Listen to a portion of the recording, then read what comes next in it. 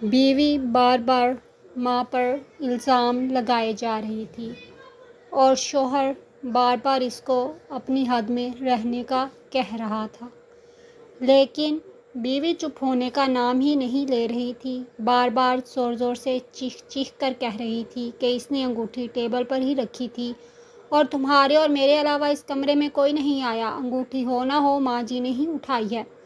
بات جب شوہر کی برداشت سے باہر ہو گئی تو اس نے بیوی کے گال پر ایک زوردار تمانچہ دے مارا۔ اب 3 ماہ پہلے ہی تو شادی ہوئی تھی، بیوی سے تمانچہ برداشت نہیں ہوا اور وہ گھر چھوڑ کر جانے لگی اور جاتے جاتے شوہر سے ایک سوال پوچھا کہ تمہیں اپنی ماں پر اتنا یقین کیوں ہے؟ تب شوہر نے جو جواب دیا، اس جواب کو سن کر دروازے کے پیچھے کھڑی ماں نے سنا تو اس کا دل بھر آیا۔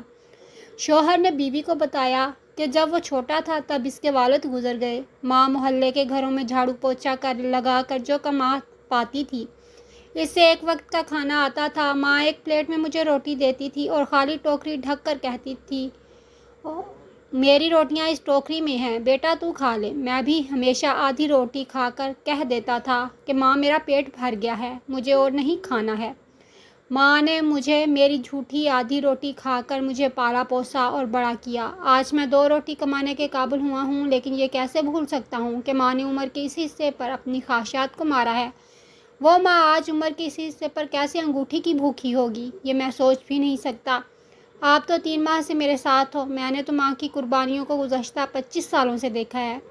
یہ سن کر ماں کی آنکھوں سے آنسو چھلک اٹھے۔ وہ سمجھ نہیں پا رہی تھی کہ بیٹا اس کی آدھی روٹی کا قرض چکا رہا ہے یا وہ بیٹے کی آدھی روٹی کا قرض۔